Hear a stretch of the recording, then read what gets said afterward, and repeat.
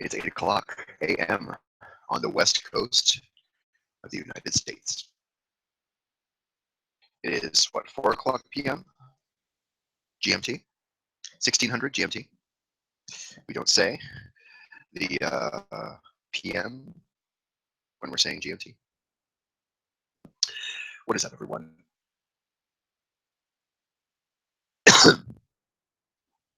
I'm just trying to figure out where to start. Where I started yesterday is a place where I really liked starting, so I think that's where I'm going to start again, which was just reciting, speaking along with Carlin, basically, once I get my lights turned on. This is like me putting on my sweater in Mr. Rogers' Neighborhood, turning on the lights.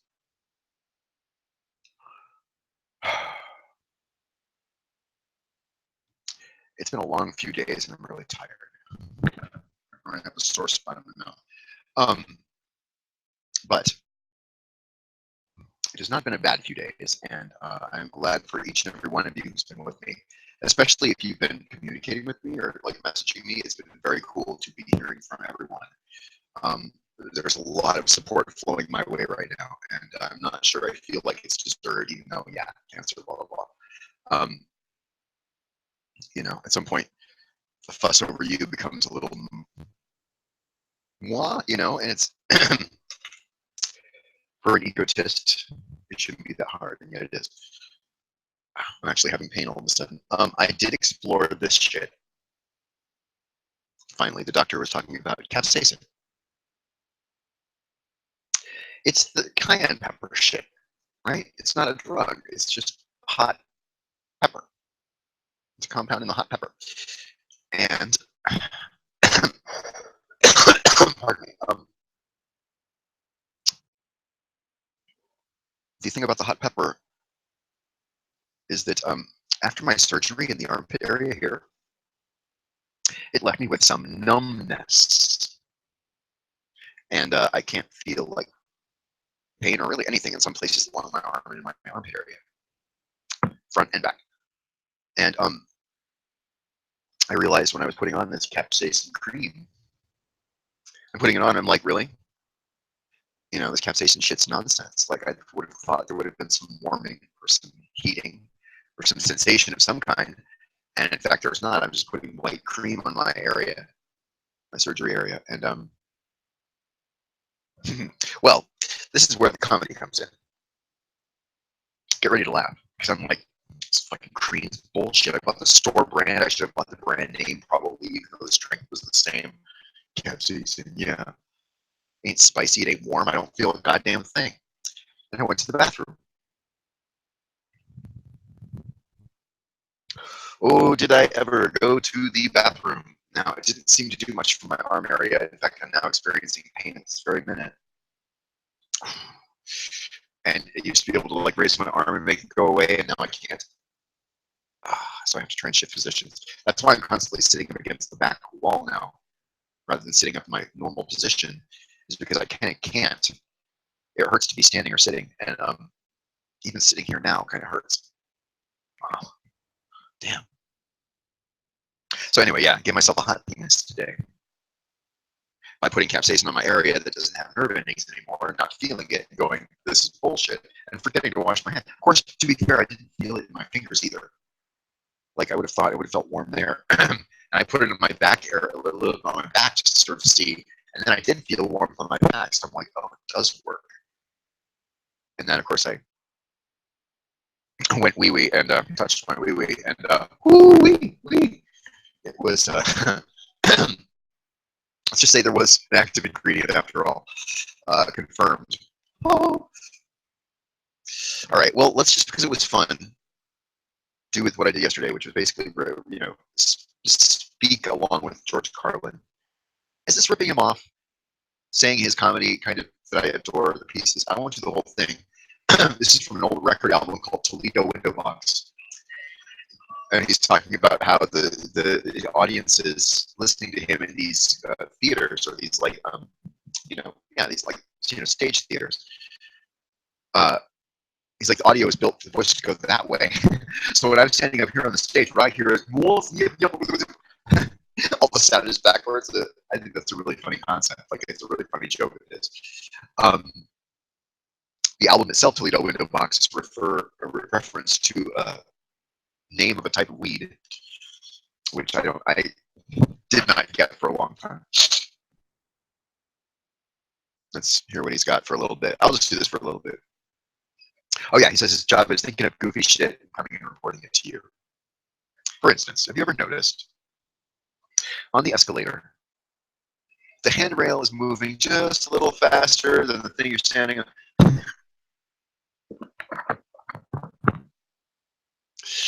Have you noticed that all the frozen peas are the same size? There aren't really large frozen peas. It's like, have you ever started a path? No one bothers to start. We don't mind using the ones that are there. Over here on the path, Jane. Ever take the time to start a path? Go ahead. It's a little hard. You have to hold the grass down yourself the first little while there. Again, good, like brilliant concept, actually. If you're a discus thrower and you practice alone, you've got to go get it yourself.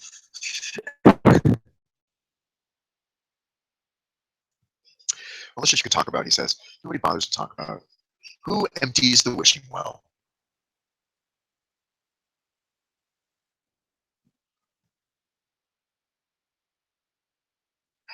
Acupuncture. We know you can go for complaints of pain. Can you go to the acupuncturist if your complaint is that you have thousands of tiny needle holes all over your body? What would he do? Anyway, hi. So how are you? This is one of his radio deals. He does a lot of sort of classic radio. Time, temperature checks, bulletins on the hour. No. What was it? Time, temperature checks. I forgot what he said. Oh, yeah. Oh, I guess I didn't. Here we go. Time. Lots of the big cells. The big tubes between now and midnight. Time, temperature checks, news on the half-hour bulletins when they happen. That's what it is. News on the half-hour bulletins when they happen. He did a lot of good radio comedy, radio parody. Sorry, I'm just adjusting the camera here. They talk about grass or any drugs that science has provided us, he says. And gets a round of applause.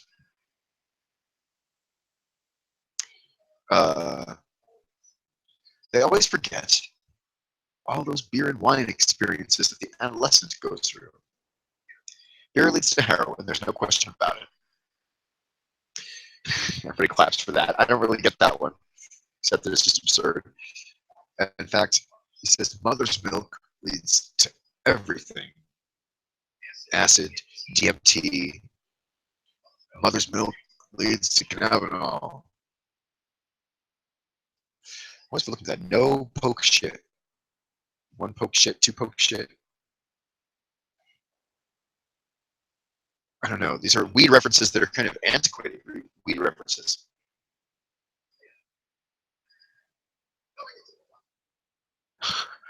I don't always get all the weed jokes from Carlin in the 60s and 70s.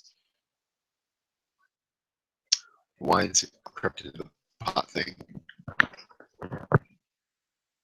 Panamanian green. Oh yeah, the names of weed. Acapulco gold, Panamanian green, Chicago green, which is really a Mexican green, but it's grown near that gold. And then there's a guy laid some stuff on us once. He said it was Toledo window box.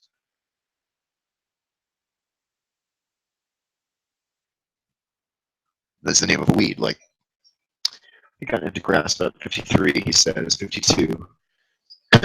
Most guys drank before they bothered anything like that. There were only two things around. There were only grass and smack.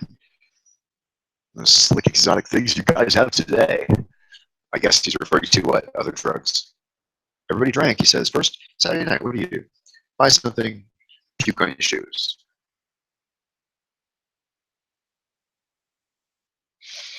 That's why we heard about grass. The word was out. Marijuana.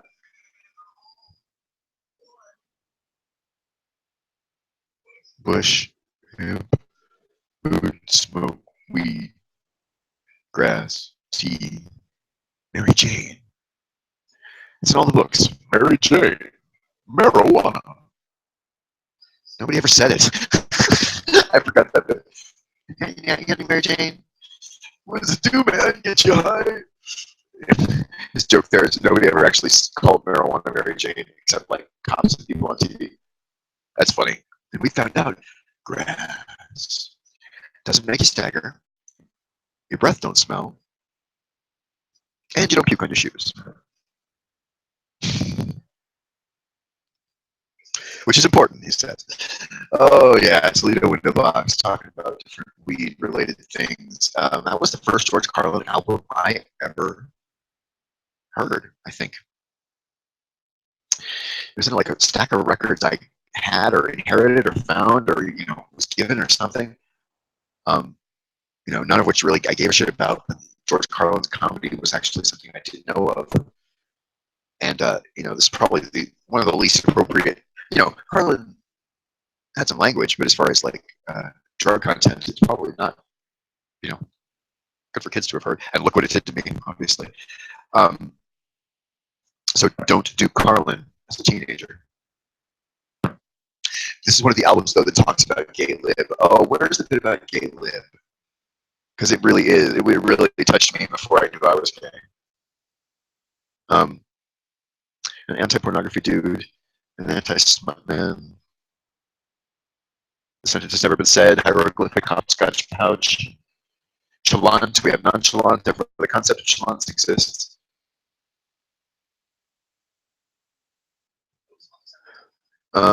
Gay lib was toward the end, wasn't it?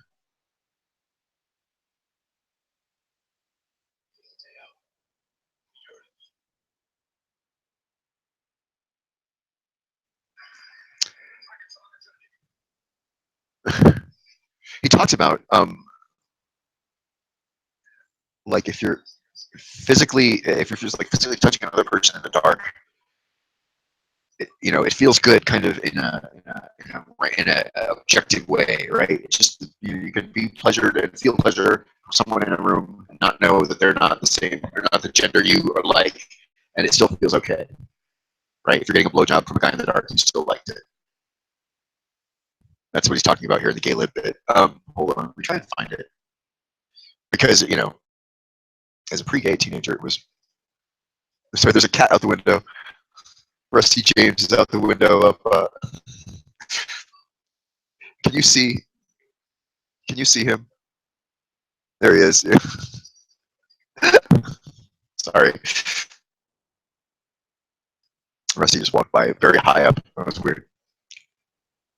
Oh, he talks about farts too. This is a great bit where he talks about farts. Farts are shit without the mess. Kids know. They're fun.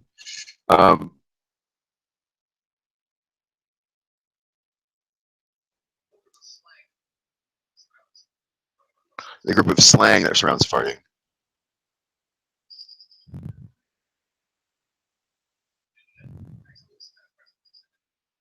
He said there was the fizz, the different types of farts. The fizz, the fazz, the rip shit, the tear ass, the snorter, and the one that goes whoosh.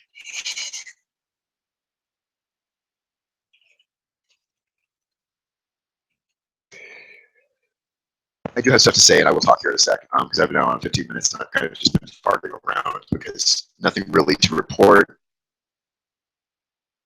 Gay lib. Okay, it's number 8. I want to do gay lib really fast, and so I'm kind of not being very entertaining, and that's not cool. All right, let's find approximately track 8. Okay, so I totally can't find where it's even playing from now. This is just insane bullshit. Okay, number 8, like here, gay lib. Come on, gay lib.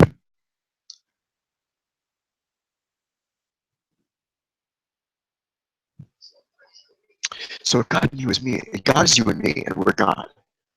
He's not perfect. Because we're pretty far from it. And how can he be perfect? He's not. It shows in his work. Everybody laughs.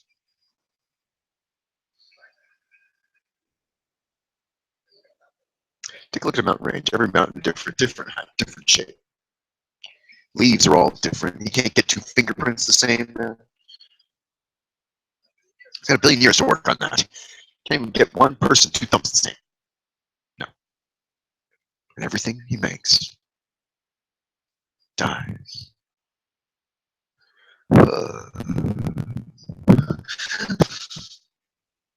So he says here, the God that we think of as God is third in command. He's the Western marketing manager. That's all. The real God is too busy. He's too throwing gas balls around the firmament or whatever. It's way too high level for full, real tall, upper level God to bother with planets.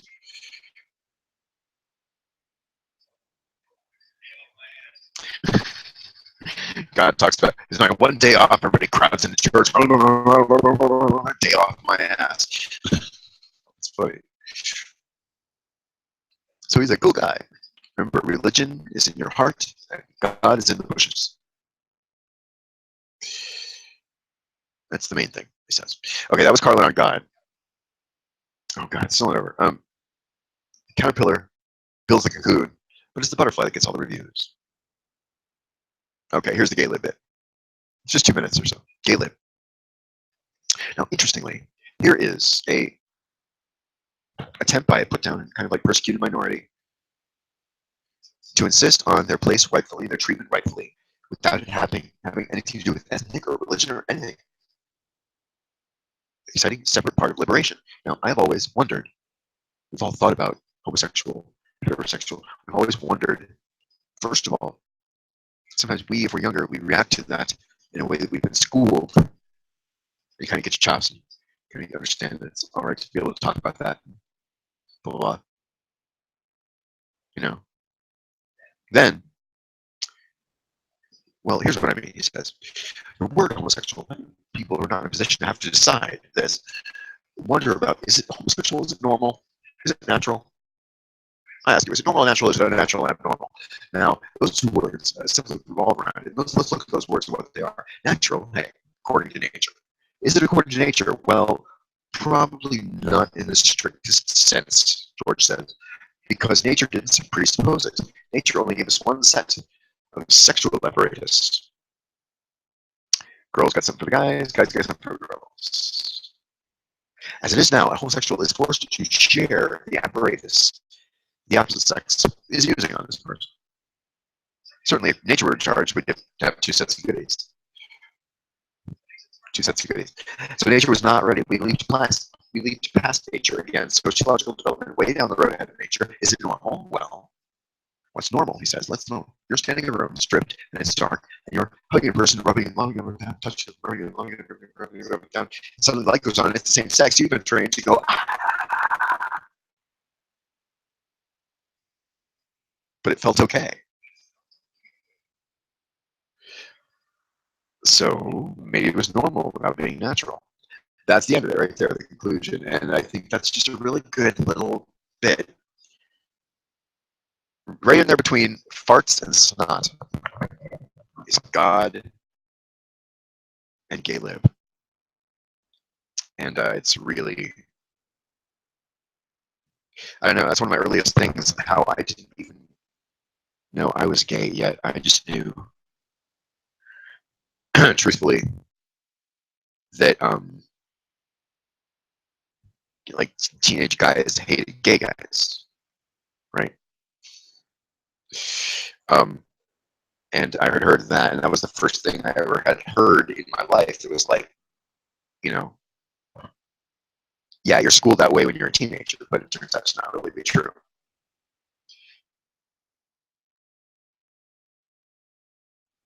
And I remember repeating that to guys in high school because I had it learned by then. I had it many years down pat. I could do it like a song, like I said yesterday. And I would get, where are you getting this? Where did you learn this? What is this? Where you're reciting something. What is it? And I'm like, I don't know. I don't remember ever admitting it was George Carlin at the time because it was kind of obscure George Carlin. It wasn't like the mainstream HBO's George Carlin shit. This is sort of the, you know, 15 years ago record level material, but classic, and I love it and I treasure it. I guess I just tried to talk about disease-related shit briefly. The goal has been reached monetary-wise and actually surpassed, but I haven't closed it down or anything. Like, there's still some people I sent who maybe haven't had a chance yet. I'm trying to be conscious of, you know, there are people who have very different Facebook use experiences. You're aware of these Facebook people who sort of, you know, you don't hear from them for 3 weeks, but then they come on and retweet everything or repost everything that their friends have posted over the past like 3 weeks that they haven't been on, whatever, you know. All of a sudden you see the same burst of the shit in kind of the same chronological order roughly, just because they're logging on Facebook and getting caught back up. You know, there's the people who are on every minute of every day because they're either on their phones or it's on their desktop and they get the little red notification flag.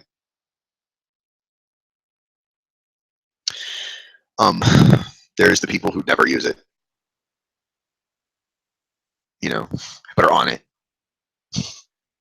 which is the really funny part. It's bad. It's not bad if you don't use it. You know, it's fine if you're not into Facebook. But people who are on it but then don't go on it, like, okay. So there's different people who use Facebook in different ways, and I'm trying to be conscious of that when I have things like a crowdfunding campaign.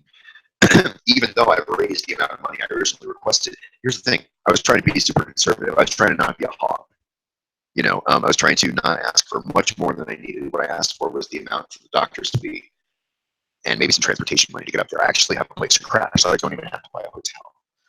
And you know, that's not a secret. Everybody knows. My friend Kate's kind of one of the best people in the world, and she's been the one who's been sort of helping me sort of get this plan all along.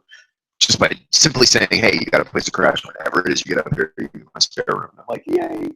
That's very nice. You know, Seattle is a big city, and it's actually kind of expensive to just kind of have a couple nights in a hotel. And if I don't have to do that, that's like, you know, what's that, $200 to $400, depending on if I stay at the, trying to say the Waldorf, right? I was trying to think of the two old guys from the Muppet Show who are named after fancy hotels, Statler and Waldorf. Isn't the Statler a hotel too? Statler, I don't know. Point is, stoner tangent. No hotels in Seattle, whenever that is. Now, what's next as far as these disease is, okay, today is Thursday. The money will be deposited Tuesday, like first thing. Because I chose, as I said, weekly payouts. And the first sort of preliminary bit came this past Tuesday, and I socked that away in my bank account, and now the next bit will come next Tuesday. I've actually had people like, make sure you don't spend it on anything else. Like, really? Fucking cancer. I'm sitting here in pain kind of constantly, and people are being, you know, trying to tell me I'm not supposed, you know, don't spend that money on exactly what is my question. Like, am I going to go buy a $9,000 lightsaber? You know, or I don't even have $9,000, you know, $3,000 lightsaber. So I can keep suffering with this fucking cancer that I can't even walk from. Really? Like, people are reminding me to spend my donated money, this money that people gave to me out of the goodness of their fucking hearts because they like me or they, you know, they listen to me or they feel sorry for me for whatever reason they donated this money, actual people's real money that they donated to me, and you think I'm gonna go blow it on something? How big a dick do you think I am, and how long have you thought it? To steal a line from Newsroom, Jeff Bridges. But, like, seriously, what kind of dick do I have to be? Do you know how much more of a dick that makes me?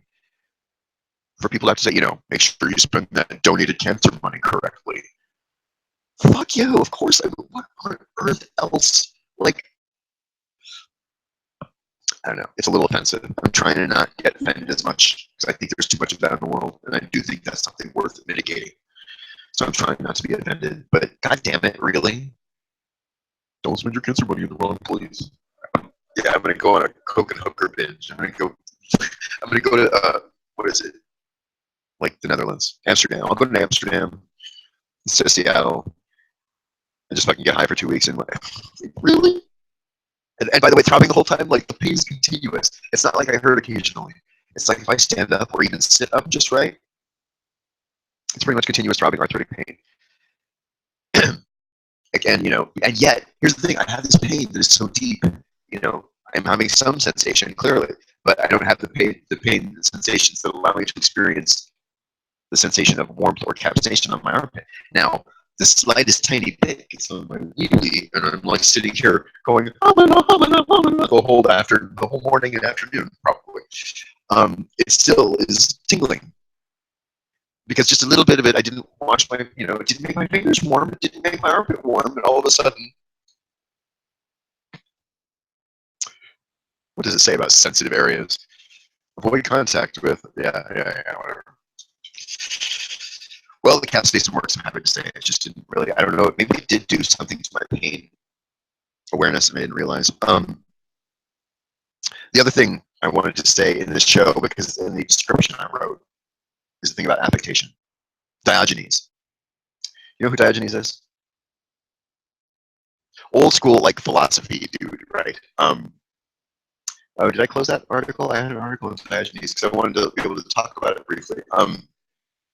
Just because there was a story in a lecture, like every so often I listen to my just lectures, my education file. Instead of listening to comedy, Phil Hendry or stand up, Ellen, I will listen to like educational philosophy lectures. And this one guy, I forget which professor it even is, talks, I think it's Daniel Robinson, talks about Diogenes. Let's see, Diogenes was what Greek philosopher when 412 BC to 323 BC. Lived a long time, damn. Age about 89. BC, like that's a long time for back then, I feel. And he's a controversial figure. His father minted coins. He was banished from Sinope, exiled. Oh, took to the debasement of currency. That's why. But no, the interesting part about Diogenes was he would sit in theaters. Like, does it say? Can I actually pull up the thing about him saying affectation? Because it's kind of a funny story. Because he would walk in. It's funny even today. He's in a theater, right? Kind of a normal dude, like we all would be.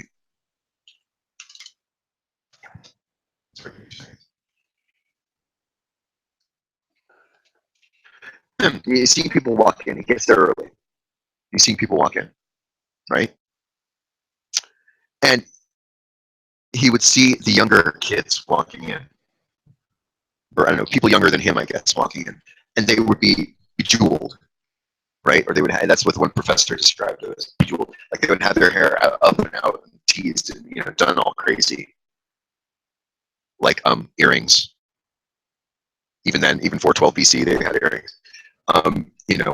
Whatever the golden, bling bling, however the bling would have been in 412 BC. People are walking in. He sees them come walking in and sitting down, probably in like groups, like more than one of them. He's like, affectation, affectation, and I think that's really, really like, intellectual thing to yell at somebody like that, right? That's good because they don't really understand it. It goes right over their head. Affectation. I want to say that to people, even though the only person really who's worthy of being yelled at is me. I deserve to be yelled affectation at. But the funny part of the Diogenes story is the second part, because then he would see, who was it, like other people, like somehow younger or older, or like just a different class of like people, dirtier people, like the lower class, right? The poorer people would walk in, and their hair would be gross. Maybe they'd be dirty and like old shabbier clothes. And the younger people, the hot people with the studs and the jewelry just walked in and sat down. He's like, affectation. And now the dirty low class people walk in and he yells, more affectation.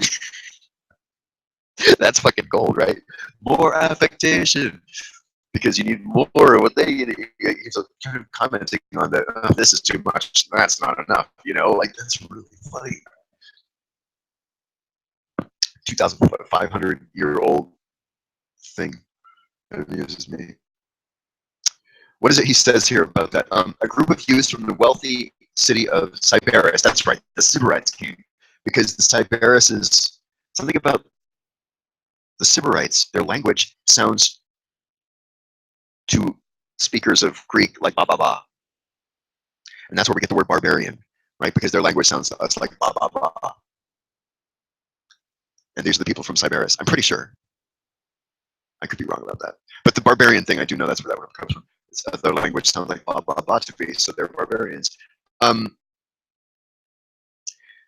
youth from the wealthy city of cBas entered all decked out in the finest clothes, jewelry, makeup, striding through with the confidence that they were as natural as water or air, right? So they had the air about them as well. Diogenes, a confirmed critic of all excess, and cynic, of course, stands up and shouts at them, affectation. A little later, another group walk in. This time it's the residents of Croton,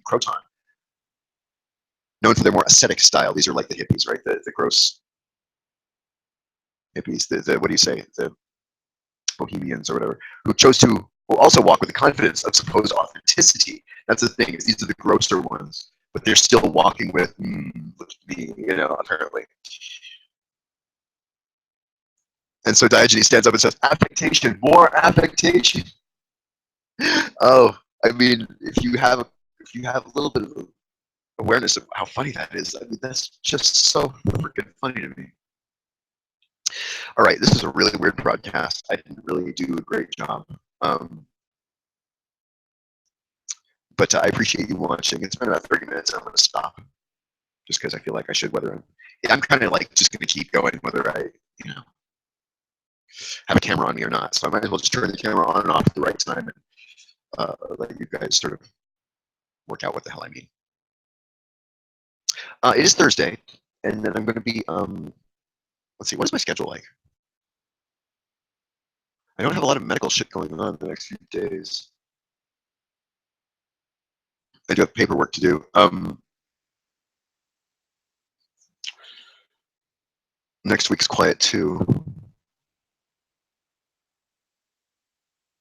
So yeah, it's going to be a quiet week. You might not see me as much in the next week, just as I try to sort of kick back and relax. Now that I've got the money coming in, I'm going to set that stuff up. Actually, as I do set that stuff up, I will I will come on and do updates.